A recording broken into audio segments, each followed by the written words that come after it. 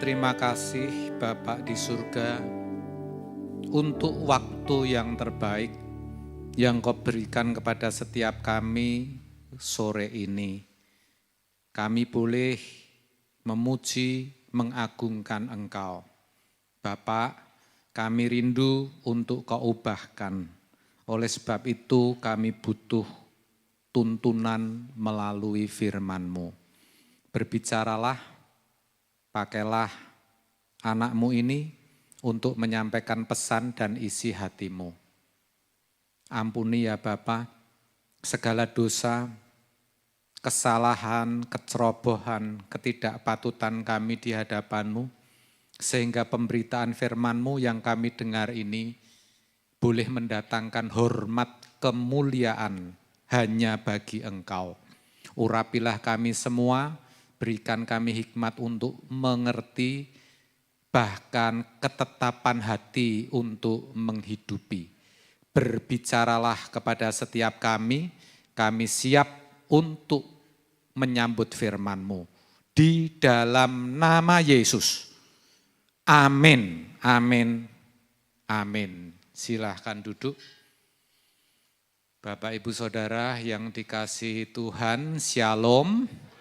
Senang sekali walaupun di tengah pesta rakyat yang belum usai sampai jam ini, saudara memilih Tuhan. Dan percayalah ketika saudara memilih Tuhan, maka Tuhan akan memilih saudara. Katakan amin. Ketika saudara memuliakan Tuhan, Tuhan akan memuliakan saudara. Katakan amin. Bapak, Ibu, Saudara, pada petang hari ini masih seputar Natal. Tema yang akan saya bawakan adalah Natal, hadiah terbesar. So, Christmas is not only the biggest but the greatest gift. Bukan hanya terbesar, tetapi juga yang teragung. Hadiah yang maha besar, yang maha agung adalah Natal atau kelahiran Tuhan Yesus.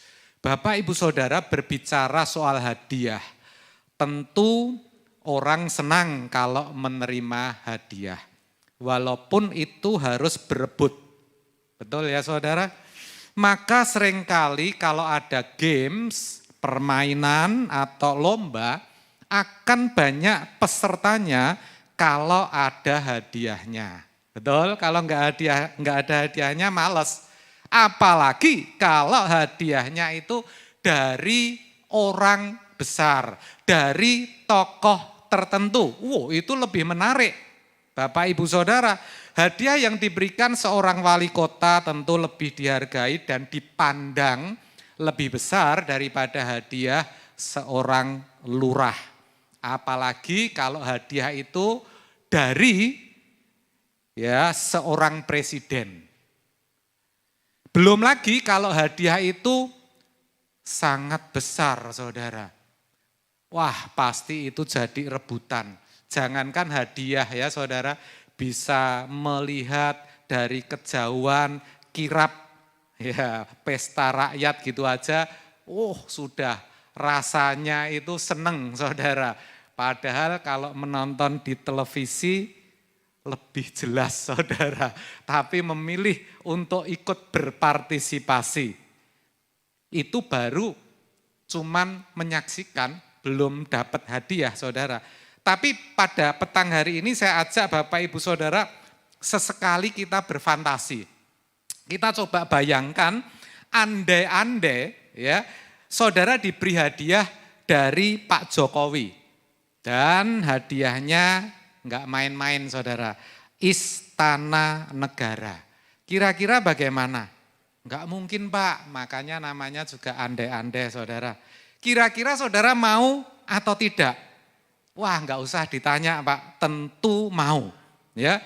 Dan yang dimaksud kalau saudara diberikan hadiah Istana Negara bukan berarti istananya dikasihkan ke saudara, saudara dikasih sertifikat.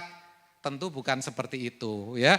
Tetapi saudara bisa tinggal di istana negara bersama Pak Jokowi selama masa pemerintahannya. Saudara bisa ada bersama-sama Pak Jokowi di ruang kerjanya, bisa melihat-lihat seisi istana ya. Gimana saudara, kira-kira mau atau tidak? Saya percaya kalau mau jujur tentu semua kita akan menjawab mau saudara. Kenapa? Karena hadiah dari orang besar, seorang kepala negara, seorang presiden. Apalagi hadiah terbesar dari beliau yang diberikan adalah istananya. Ini bukan main-main saudara. Pasti orang akan senang, bahkan walaupun itu dilombakan akan berebut. Amin saudara. Begitu juga dengan yang namanya Natal. Di mana Bapa di sorga berkenan memberikan putra tunggalnya kepada kita. Tentu itu merupakan hadiah yang terbesar juga. Kenapa? Karena berasal dari pribadi yang maha besar, yang maha agung, Allah semesta alam, Allah yang benar, Allah yang menciptakan langit dan bumi, Allah yang menciptakan manusia. Apalagi yang diberikan itu bukan main-main saudara, tetapi putra tunggalnya saudara. Putra tunggalnya sendiri diberikannya kepada manusia. Di dalam Yohanes 3 ayat 16 jelas hal itu dikatakan, karena begitu besar kasih Allah akan dunia ini. Di sini berbicara tentang Allah semesta alam, ya. Sehingga ia telah mengaruniakan anaknya yang tunggal, artinya memberikan anaknya yang tunggal. Supaya setiap orang yang percaya kepadanya tidak binasa, melainkan beroleh hidup yang kekal. Dari ayat inilah saya dapatkan bahwa pemberian putra tunggal Bapa itu merupakan hadiah terbesar dari Allah. Itulah sebabnya saya katakan Christmas as the greatest gift. Ya, Natal adalah hadiah terbesar bagi umat manusia. Kelahiran Kristus itu bukan main-main, tetapi hadiah terbesar. Pertanyaan yang bisa muncul, kenapa Allah memberikan hadiah yang begitu besar kepada kita? Apakah karena kita baik, lalu kita berjasa kepada Allah, dan Allah merasa bahwa kita berhak untuk menerima hadiah dari Dia? Atau apakah kita benar-benar merupakan orang yang pantas untuk mendapatkan sesuatu dari Bapa di surga? Ya, saya pikir tentu bukan itu ya saudara. Lalu pertanyaan yang bisa muncul, lalu kenapa? Kenapa Allah memberikan putranya? Kenapa Allah memberikan hadiah itu kepada kita? Yang pertama, yang saya dapatkan justru karena kita itu manusia berdosa. Karena dosa kita. Kita semua pasti tahu bahwa Allah itu sangat amat membenci yang namanya dosa. Kenapa dibenci? Karena dosa itu seperti penyakit kanker. Dia sangat berbahaya, dia menular, bahkan dia bisa mengakibatkan kebinasaan, saudara. Mengerikan sekali dosa itu. Tetapi kita juga tahu bahwa ia begitu mengasihi, begitu peduli terhadap orang berdosa. Saudara dan saya orang-orang yang dikasihi Tuhan. Kenapa? Karena kita justru orang berdosa itu dikasihi. Karena Tuhan tahu, oleh karena dosa manusia tidak lagi seperti yang Tuhan rancangkan semula, saudara. Manusia telah meleset dari sasaran dan manusia memilih untuk menjadi produk yang gagal. Maksudnya apa? Maksudnya manusia tidak bisa lagi mengerti apa yang menjadi kehendak Allah di dalam hidupnya. Ya, Bapak Ibu Saudara, kita itu kalau menyadari, kita itu sangat susah untuk mengerti apa yang menjadi kehendak Allah di dalam hidup kita. Kita sulit memahami pikiran dan perasaan Allah, Saudara. Ya, karena dikatakan di dalam Roma 3 ayat 23, semua orang telah berbuat dosa dan telah kehilangan kemuliaan Allah.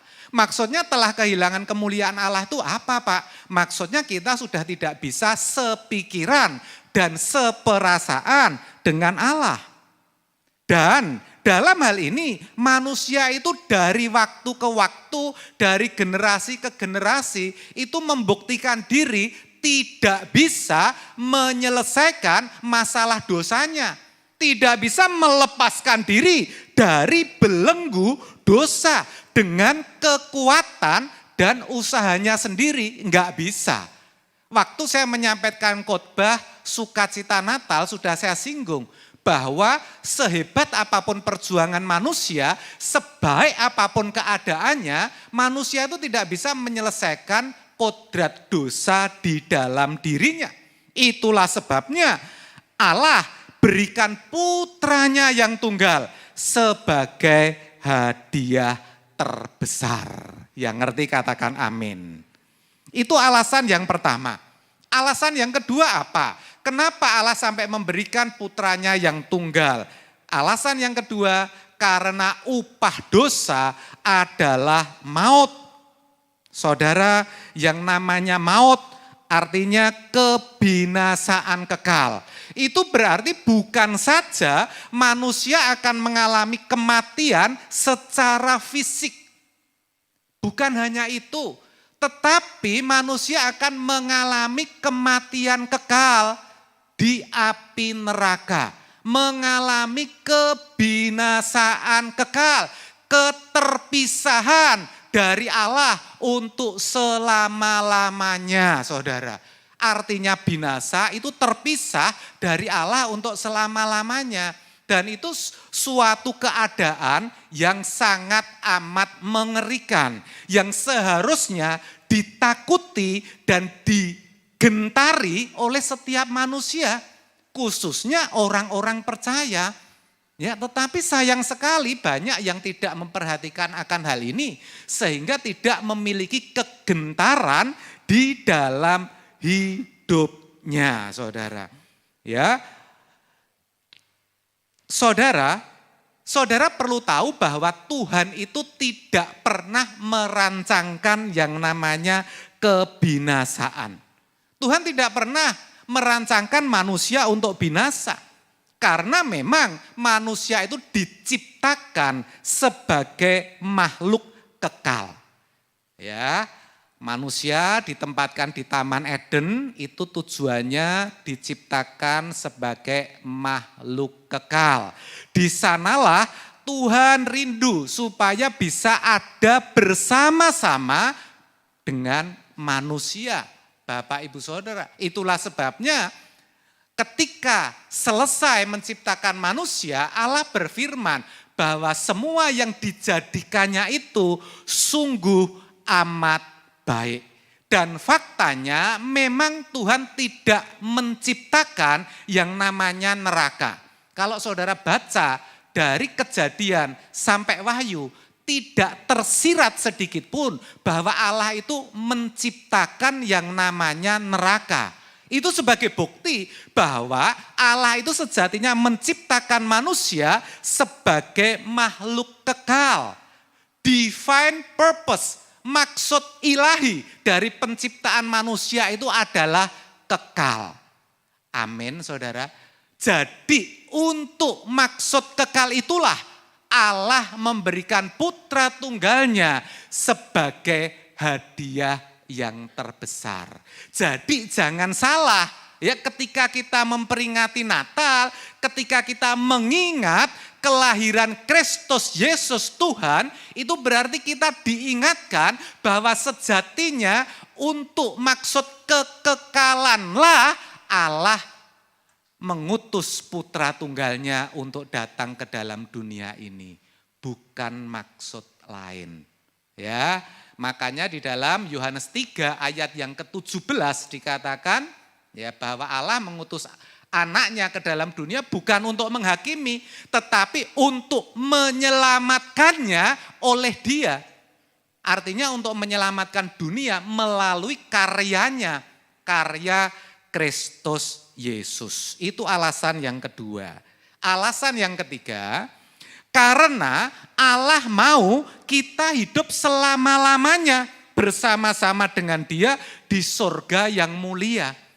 Jadi tujuan Allah menciptakan manusia seperti saya sampaikan dan saya singgung baru saja tadi bahwa Dia merindukan ada bersama kita, saudara, di kekekalan, di surganya yang mulia.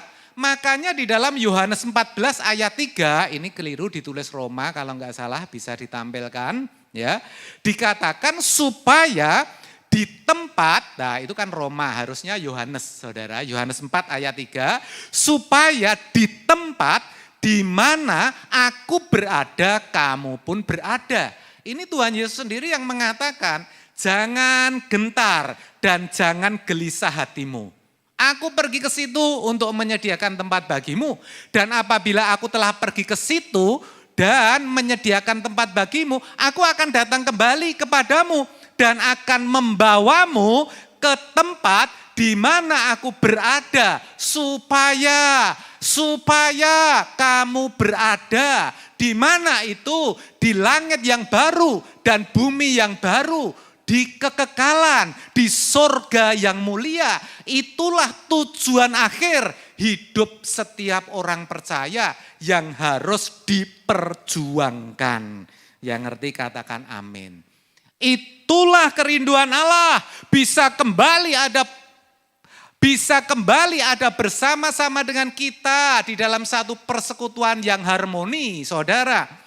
Dan untuk maksud itulah Allah memberikan putra tunggalnya sebagai the greatest gift, hadiah yang terbesar. Pertanyaan yang bisa muncul, apakah kita mau menerima hadiah itu? Kalau ditanya khususnya orang percaya pasti mengatakan mau, saudara. Tetapi kenapa saya mesti harus tanyakan? Karena faktanya harus diakui secara jujur, meskipun dalam hati kecilnya mau, tetapi faktanya sebenarnya menolak. Kenapa tidak mau? Kenapa sebagian orang menolak? Karena ada konsekuensi, ada resiko yang timbul ketika kita menerima hadiah terbesar itu, saudara. Sekarang kita balik kepada gambaran atau ilustrasi atau fantasi kita, andai-andai kita itu diberi hadiah Pak Jokowi istana negaranya. Tentu ketika kita diizinkan untuk tinggal bersama beliau, itu tidak serta-merta kita langsung bisa keluyuran masuk. Lalu dari sini pesen tiket pesawat atau naik kereta sampai sana atau naik mobil pribadi langsung masuk. Enggak, tentu tidak seperti itu, tidak serta-merta, saudara. Tetapi pasti ada tata cara, pasti ada aturan-aturan, pasti ada protokol-protokol yang harus dilalui. Ya, ada tata tertibnya. Baik itu menyangkut cara berbicara, ya, baik itu cara bergaul, cara berpakaian, cara kita makan, ya, itu pasti diatur semua. Bahkan bagaimana kita bergaul dengan orang-orang, kita nggak boleh sembarangan. Kita nggak boleh memasukkan sembarang orang, berteman dengan sembarang orang, kecuali untuk kepentingan istana. Amin, saudara. Itu pun harus tetap ketat protokolnya. Tidak bisa kita seenaknya sendiri, ya saudara. Nah, kalau saudara tidak mau seperti itu, tidak mau menjalani protokoler seperti itu, tentu juga tidak apa-apa. Itu sama artinya saudara itu menolak untuk diberi hadiah. Amin. Kalau menolak untuk diberi hadiah, Akibatnya apa? Ya tentu saudara tidak jadi tinggal bersama-sama kepala negara. Tinggal bersama-sama Pak Jokowi di istananya saudara. Tentu begitu. Nah demikian juga kita saudara. Ketika kita mau menerima hadiah terbesar dari Allah, the greatest gift from God, yaitu ketika menerima Yesus, ya yang kita peringati di hari Natal ini, kita juga harus mau berubah. Katakan amin. Tanya sebelah-sebelah, kamu mau berubah enggak? Ya, mau berubah bagaimana Pak? Maksud saya mau hidup ya dengan tata cara atau aturan sebagai anak-anak kerajaan sorga. Walaupun kita masih hidup di bumi. Walaupun kita masih membutuhkan dunia ini, tetapi tata cara hidup kita, protokoler kita harus protokoler anak-anak kerajaan surga. Yang dipakai sebagai filosofi harus filosofi kerajaan surga. Itulah sebabnya Tuhan Yesus mengajarkan kepada kita doa Bapa kami. Yang bukan sekedar formula kalimat atau rumusan kalimat, susunan kalimat-kalimat belaka. Melainkan doa Bapa kami merupakan filosofi kehidupan. Yang mana kalau kita pahami dengan benar dan kita lakukan di dalam hidup kita akan membawa kita kepada hidup yang berkualitas. Hidup yang mempersiapkan diri menjadi anak-anak kerajaan surga, saudara. Amin, saudara. Dengan kata lain, kita harus mau dikembalikan ke rancangan Allah semula. Yang sama artinya kita harus mau hidup seperti Yesus hidup. Karena memang Yesuslah model hidup yang disediakan Bapa bagi kita. Tuhan Yesus lahir datang ke dalam dunia itu untuk menjadi teladan, untuk menjadi contoh kehidupan. Seperti Yesus inilah loh, Bapa berkenan. Maka kalau kita menyebut diri Kristen, artinya pengikut Kristus, mengikuti jejak Yesus, meneladani hidupnya, hidup seperti dia hidup. Amin saudara, amin. Seperti yang tertulis di dalam 1 Yohanes 2 ayat yang ke-6. Barang siapa mengatakan bahwa ia ada di dalam Kristus, ia wajib hidup sama seperti Kristus telah hidup. Jadi model hidup yang benar, setiap orang percaya harus berprototipe seperti Kristus. Katakan amin. Maka di dalam Roma 8 ayat 29 dikatakan, sebab semua orang yang dipilihnya dari semula, mereka juga ditentukannya dari semula untuk menjadi serupa dengan gambaran anaknya. Serupa dengan Kristus, supaya ia, yaitu Kristus, anaknya itu menjadi yang sulung di antara banyak saudara. Pertanyaannya, selama kita menjadi orang Kristen, hidup kita serupa siapa? Serupa Kristus atau serupa keris? Mirip-mirip tapi beda jauh saudara. Kalau seperti Kristus ya penuh kasih, taat. Tapi kalau seperti keris ya memberontak, nyerodok sana, nyerodok sini, tusuk sana, tusuk sini, melukai sana, melukai sini. Ya saudara. Pertanyaan yang bisa muncul selanjutnya, Pak, kalau begitu serupa Yesus itu kan gak mungkin, Pak. Yesus yang 100% manusia, 100% Allah, masa kita harus serupa dia? Dalam hal apa kita mesti serupa Kristus? Jawabnya, dalam hal karakternya, saudara. Karakter, watak, saudara. Amin saudara. Artinya karakter kita itu harus dirubah kalau kita menerima hadiah terbesar. Ya. Karakter kita artinya apa? Kalau seperti Kristus itu kita harus memiliki ketaatan total, ketaatan tanpa syarat kepada kehendak Bapa. Itu enggak gampang loh. Ketaatan tanpa syarat. Ketaatan total. Kristus sudah membuktikan dia taat. bahkan taat sampai mati di kayu salib, saudara. Kita harus tahu bahwa maksud Allah menciptakan manusia adalah agar manusia taat terhadap kehendak Bapa. Manusia diciptakan, ditempatkan di Taman Eden, tujuannya supaya manusia taat kepada kehendak Bapa. Oleh sebab itu diberikan satu kesempatan bagi manusia untuk tidak taat. Caranya gimana? Ditaruhlah di sana pohon pengetahuan yang baik dan jahat.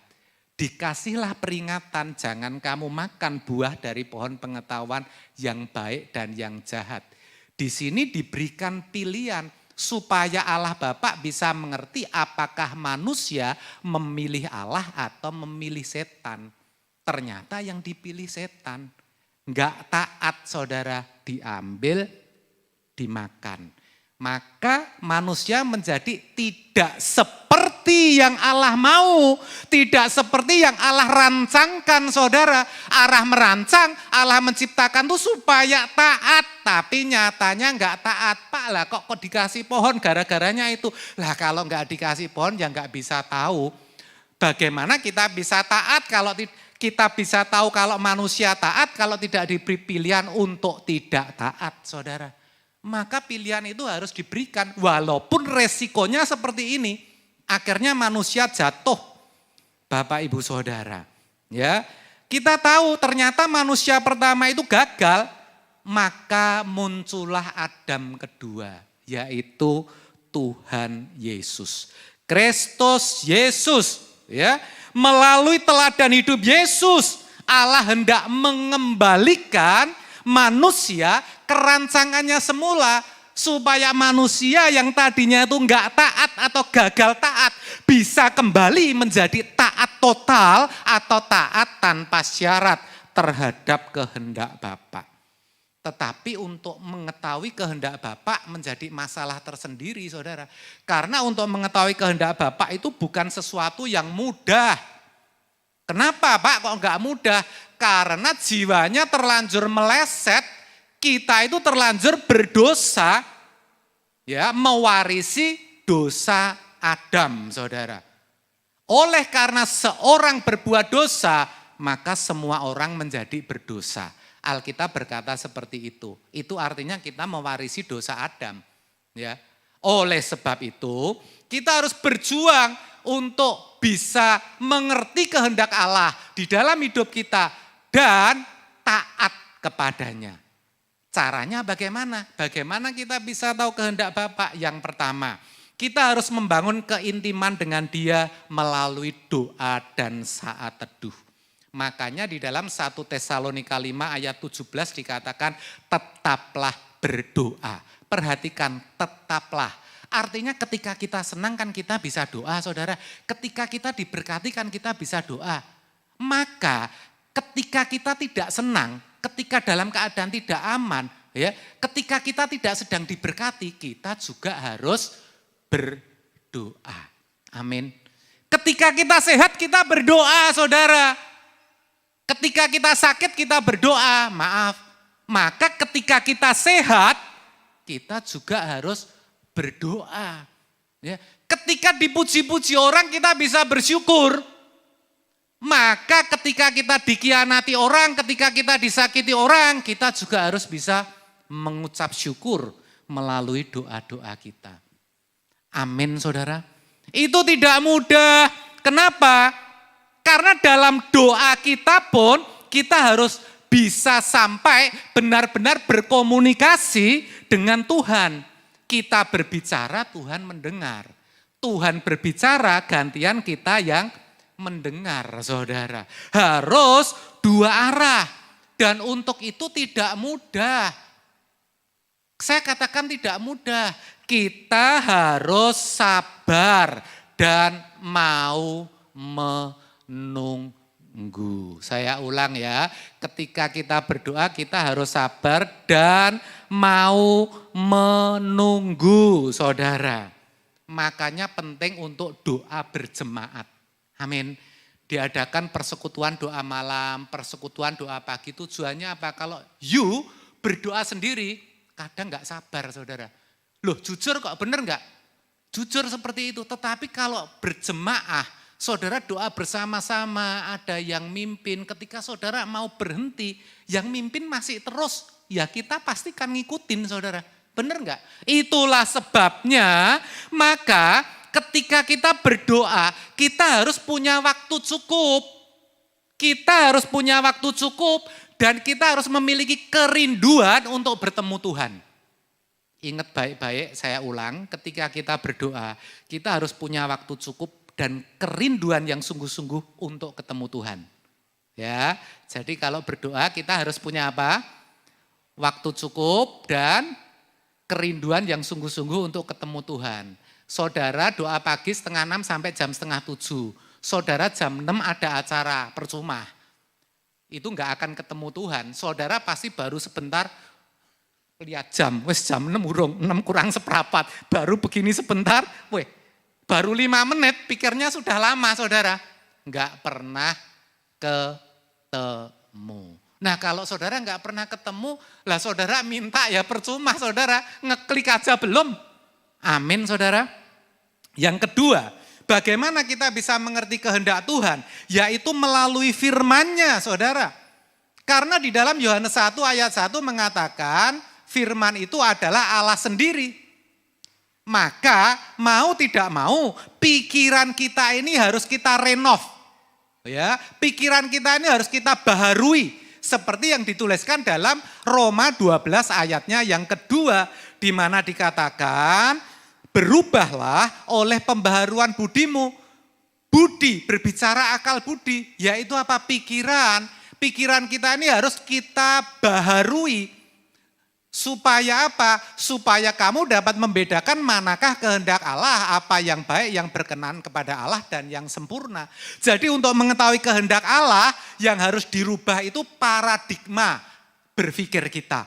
Pola berpikir kita untuk mengetahui kehendak Allah. Selama pola pikir kita itu masih pola pikir duniawi, maka kita nggak pernah mengerti akan kehendak Tuhan karena itu berlawanan satu sama lain. Amin saudara. Maka mau tidak mau apa yang kita pakai untuk memperbarui pikiran kita harus Allah sendiri, yaitu firman-Nya. Firman itu tiap hari, tiap jam, tiap saat harus kita masukkan, kita renungkan di dalam pikiran kita saudara. Amin. Nah, yang jadi masalah sebetulnya kita itu mau melakukan itu. Yang jadi masalah seperti kemarin saya share ke youth, ya kemarin saya ngisi youth. Ternyata berdasarkan survei sederhana, singkat-singkat seperti itu, ternyata yang namanya IG, TikTok, Hello atau WA itu lebih menarik saudara. Sehingga alih-alih mendengarkan firman di YouTube atau membaca postingan firman, ya mereka lebih suka buka IG, lebih suka buka WA, lebih suka lihat TikTok, ya. Dan yang lain sebagainya yang sifatnya duniawi. Saya senang karena anak-anak bisa mengaku secara jujur seperti itu. Masalahnya seperti itu. Setelah pulang saya berpikir, apa ya solusinya? Solusinya tidak lain tidak bukan, ya. Kita harus menjadikan firman itu kebutuhan utama di dalam hidup kita. Sekali lagi solusinya kita harus menjadikan firman itu kebutuhan utama di dalam hidup kita. Kalau firman kita jadikan kebutuhan utama dalam hidup kita, maka yang lain apakah itu WA, apakah itu TikTok, apakah itu Hello, apakah itu IG, apakah itu kegiatan lain, itu bukan menjadi yang utama. Katakan amin yang ngerti. Itu artinya apa? Artinya sebelum kita menyelesaikan yang utama dalam hidup kita, yaitu membaca firman, merenungkan firman, atau mendengarkan firman lewat media sosial, atau lewat persekutuan, atau lewat khotbah, ya, kita belum bisa atau merasa tidak nyaman kalau kita main WA, kalau kita main TikTok, kalau kita main IG.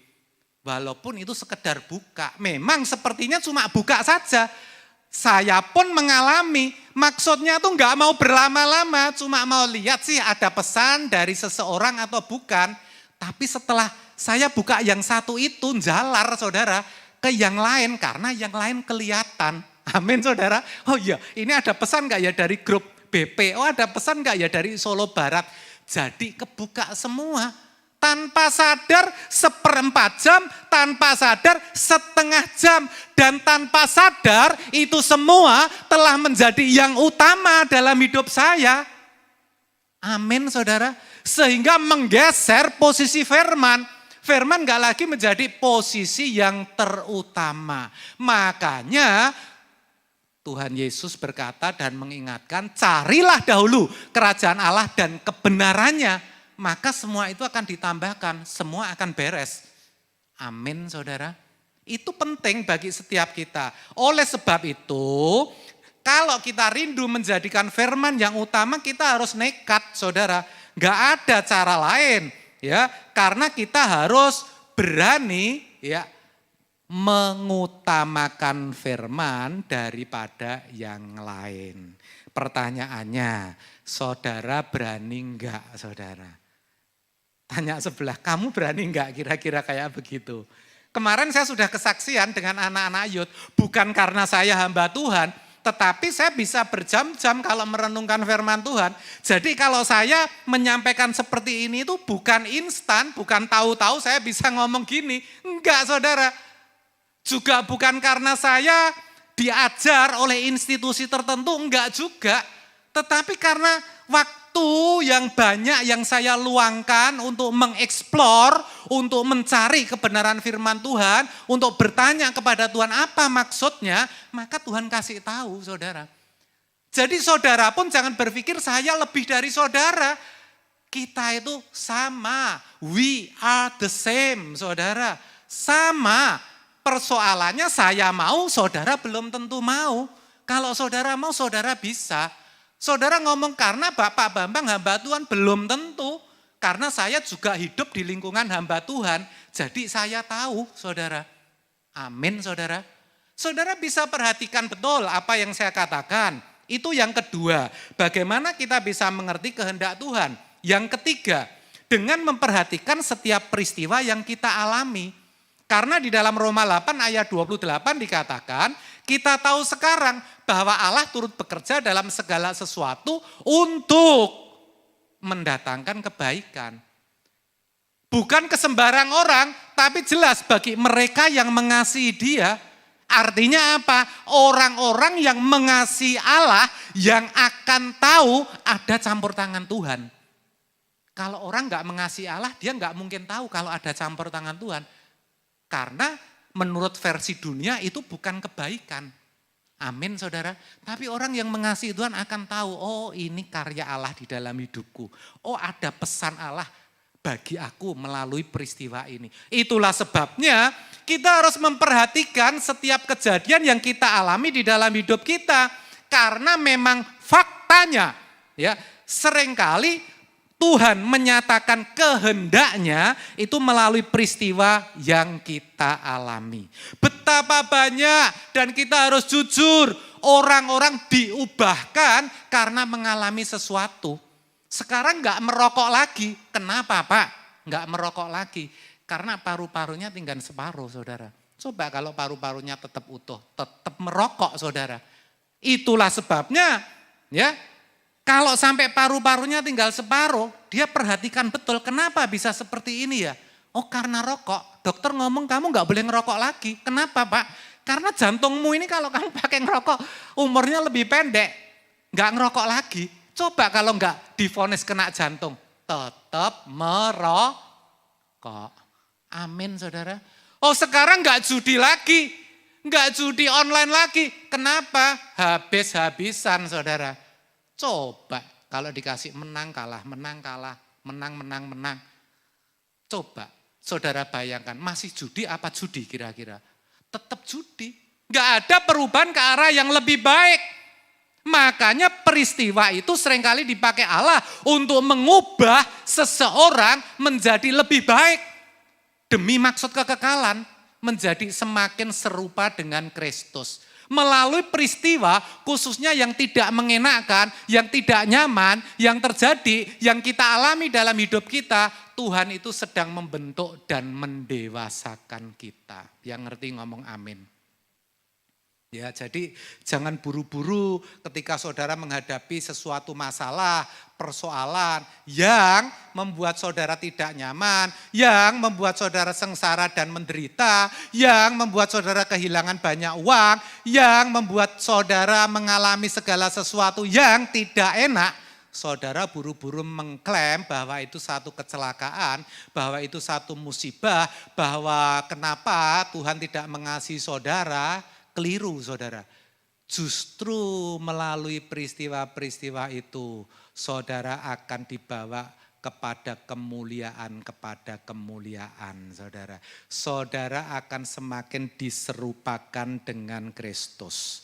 Nah saudara, ketiga hal tadi membangun keintiman dengan Allah, memperbarui pikiran kita dengan firman Tuhan, ya juga memperhatikan setiap kejadian di dalam hidup, itu pun harus kita lakukan dengan tekun.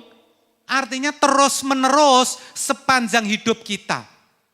Tidak sekali, dua kali, tapi terus menerus. Maka dibutuhkan yang namanya ketekunan. Orang gampang bosen. Benar enggak saudara? Gampang bosen, maka harus tekun. Harus tekun. Kenapa harus tekun saudara? Karena kehendak Allah di dalam hidup kita itu juga berkembang. Artinya selalu berubah. Seperti halnya orang tua terhadap anak.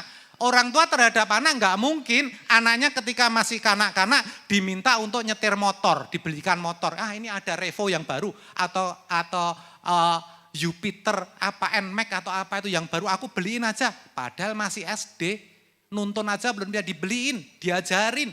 Nah itu saya pikir kalau ada ya orang tua gila ya saudara, enggak ada. Enggak ada orang yang masih kanak-kanak lulusan SD, nih nak bisnisku kamu terusin aja ya, kamu terusin. Ini tanggung jawabmu, aku cuci tangan. Enggak ada yang kayak begitu.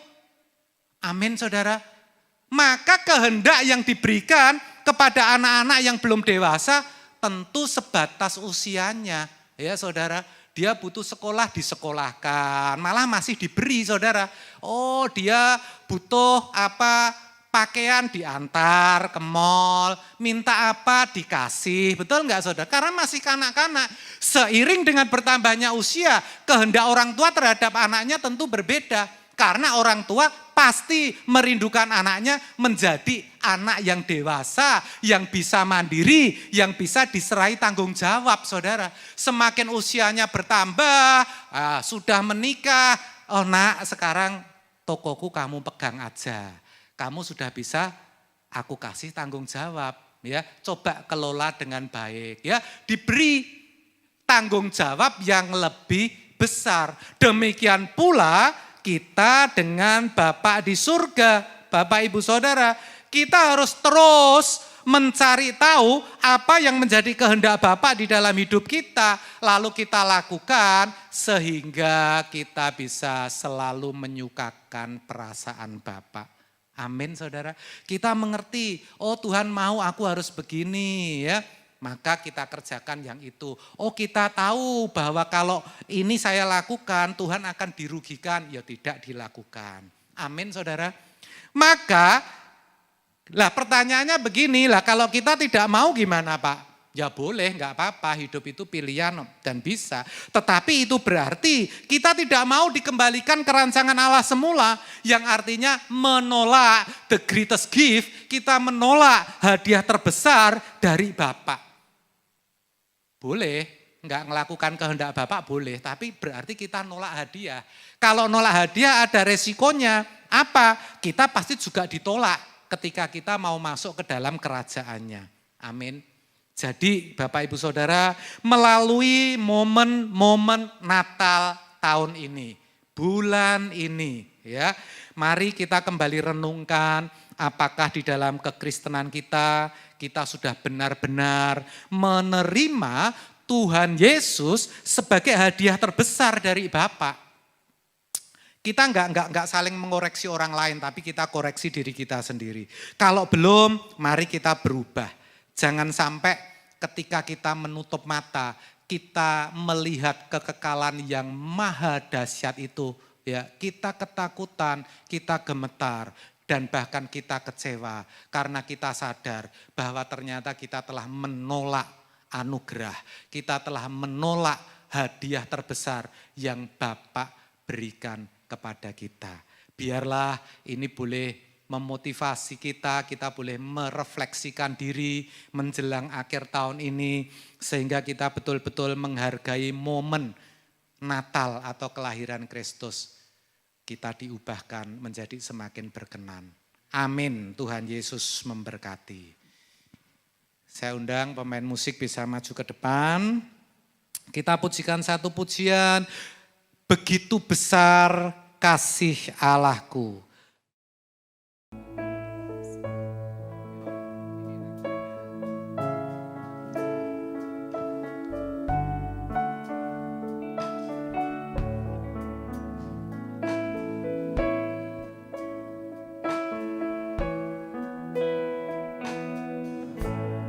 Sama-sama, mari. Betapa besar kasih-Mu Allahku, sehingga Kau berikan Yesus padaku, supaya aku tidak binasa, melainkan beroleh hidup yang kekal. Betapa besar, betapa besar kasih-Mu Allahku, sehingga Kau berikan Yesus padaku, supaya aku tidak hayati betul pujian ini, melainkan beroleh hidup yang kekal. Ku sembah Kau, ku sembah Kau, ku sembah Kau, Engkau yang layak untuk ku sembah.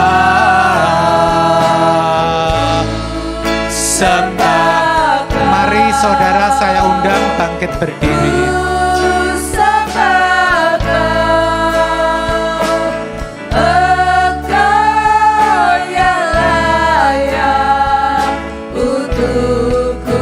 Mari jemaat pujikan sendiri pujian ini sama-sama.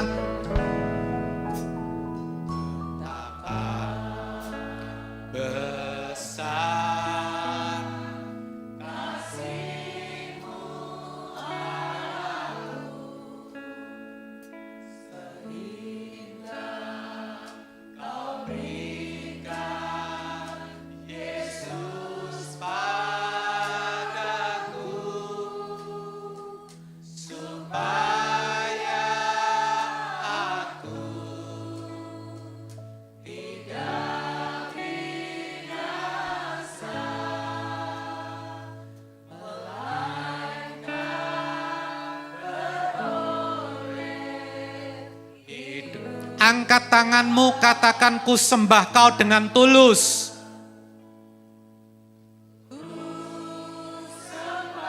Bapa, Engkau melihat tangan anak-anak-Mu yang terangkat, yang rindu untuk senantiasa memuliakan Engkau melalui hidupnya. Untuk Kau kembalikan kerancangan-Mu semula.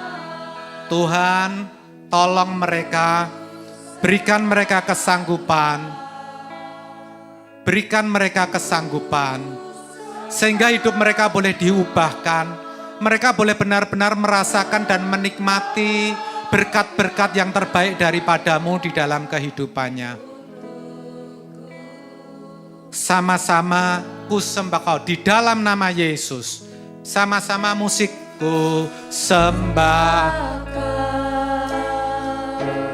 ku sembahkan Engkau yang layak untuk ku sembah, sembahkan, ku sembahkan Engkau yang layak untuk ku sembah. Kau pujikan dengan lembut, tapi hanya WL Singer. Bapak Ibu Saudara bisa tetap angkat tangan kanan saudara, letakkan tangan kiri saudara di dada. Apa yang menjadi pergumulan di dalam hidupmu saat ini? Apakah beban di dalam keluargamu? Apakah ekonomimu? Apakah sakit penyakitmu? Arahkan mata rohanimu hanya kepada Tuhan. Tanya Tuhan, saudara harus berbuat apa? Apa yang saudara harus kerjakan? Tanyakan kepada Tuhan berkat kekal apa yang ada di dalamnya. Percayalah, Tuhan mendengar seruan saudara, Tuhan menolong, Tuhan memulihkan keadaan saudara. Percayalah, di dalam nama Yesus, ku sembah Kau dengan lembut. Tetap berdoa, tetap berdoa. Biar WL dan Singer memujikan pujian ini. Saudara, percayalah hadirat Allah turun atas saudara pada petang hari ini. Nyatakan dengan sungguh-sungguh kerinduanmu dan alami pemulihan yang daripada Allah. Momen Natal ini hadiah terbesar bagi saudara, hadiah terbesar yang akan membawa saudara kepada kehidupan kekal, yang dimulai dari kehidupan yang berkualitas di muka bumi ini. Maka saudara akan dilepaskan dari berbagai persoalan saudara, demi saudara beroleh surga, demi saudara bisa memuliakan Allah. Untuk haleluya. Sama-sama turunkan tangan saudara, katakan ku sembah Kau. Yes, sembah. Amin, amin. Ku sembah Kau, Engkau yang layak untuk ku sembah, sembahkan, ku sembahkan Engkau yang layak untuk ku sembah. Bapa di dalam surga, kami sungguh bersyukur. Engkau begitu mengasihi kami, Engkau menyayangi kami, Engkau mengerti akan kebutuhan kami. Engkau memperhatikan nasib kekal kami. Sehingga petang hari ini, Kau betul-betul tegur kami bahwa Engkau sudah memberikan hadiah terbesar, yaitu putra tunggal-Mu, supaya hidup kami diubahkan dan kelak bisa Kau terima sebagai anak-anak kerajaan surga. Bisa bersekutu ada bersama-sama Engkau di keabadian nanti. Saudara, Tuhan berikan kami kesanggupan untuk menghayati hal ini, sehingga kami boleh menggelorakan, boleh menggairahkan jiwa kami untuk terus mencari akan kehendak-Mu. Melalui kehidupan doa dan saat teduh kami, melalui perenungan akan firman-Mu, juga melalui setiap kejadian yang kami alami. Ampuni kami ya Bapak, kalau selama ini kami masih terus meleset. Kami mau terus Kau pimpin ya Roh Kudus, sehingga semakin hari hidup kami boleh benar-benar sesuai dengan yang Engkau kehendaki. Terima kasih Terima kasih, menyerahkan setiap anak-anak-Mu yang sudah mendengarkan firman, memperhatikan dengan sungguh-sungguh, menyimpan di dalam hatinya dan bertekad untuk menghidupinya. Kami percaya setiap berkat-berkat yang dibutuhkan, Kau akan curahkan di dalam kehidupan mereka. Terima kasih ya Bapa, di dalam nama Yesus kami sudah berdoa dan mengucap syukur. Mari setiap kita yang sudah diberkati dengan firman Tuhan dan rindu untuk menghidupinya, katakan bersama saya, amin. Silahkan duduk Bapak Ibu Saudara yang dikasihi Tuhan.